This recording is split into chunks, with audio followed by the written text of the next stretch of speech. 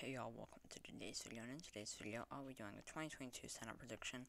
I'm going to try to do this very quickly. I tried to get this done, but I had recording problems like twice.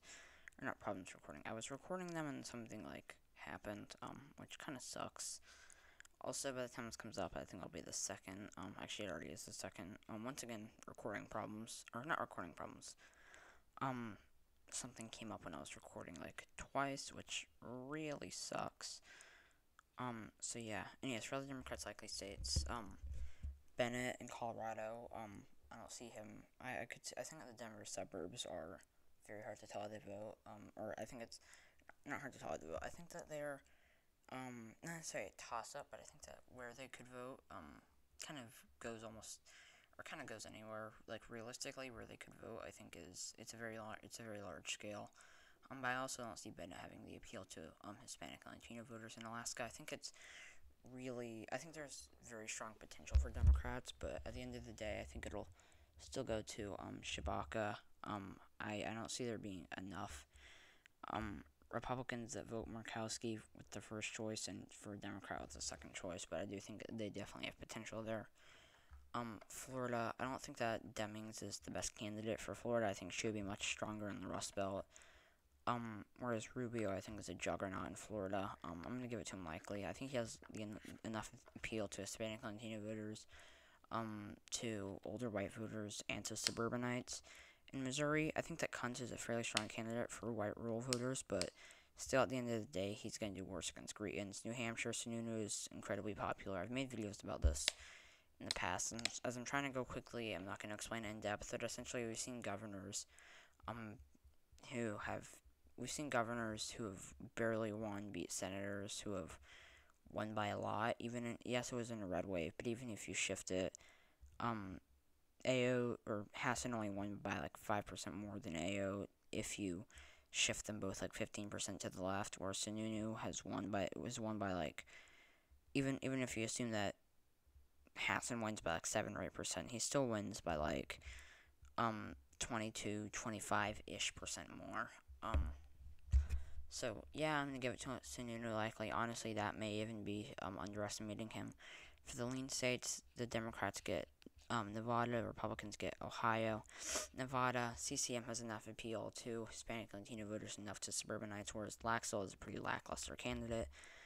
Ohio, I think that Tim Ryan is a relatively problematic candidate for Democrats, but also a fairly strong candidate. I think it really not really, I think it can depend on who the GOP nominee is. But I think at the end of the day, he's still going to win out the white working class enough to the point, especially if the GOP candidate doesn't get loads of white rural turnout, that he can push it down to lean, even with less black turnout, which will hurt him, yes. But if he loses a lot of his base in GOP, or if he doesn't turn out a lot of his base, a GOP candidate doesn't turn out a lot of their base, and he does very, very well with the swing demographic that makes up an important part of the electorate. I think that he can push it down to lean.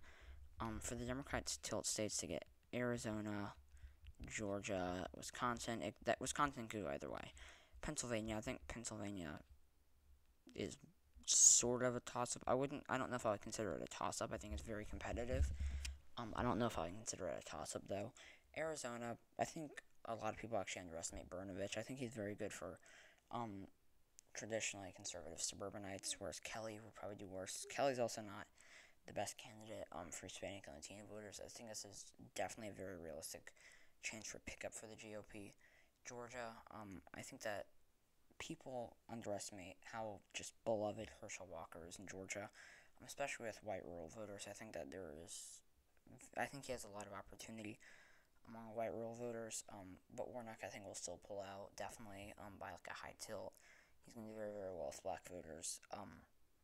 In Atlanta, which will help him. He's going to do very, very well in the diversifying suburbs as well. He's also going to do very well with with rural black voters. I could see Walker having some appeal, or some more appeal than you would typically assume, but I'm still going to give it to Warnock. Tilt, if not lean, probably. Wisconsin, it's very hard to tell. Even like with Godlewski and Mandela Barnes, they both have their strong points and their weak points. I think that either way, at the end of the day, they're both relatively They're both relatively similar in their strength.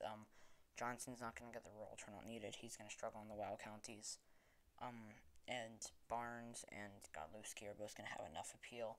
I think that it's definitely going to be competitive, but at the end of the day, I think this is nearly a Democratic victory.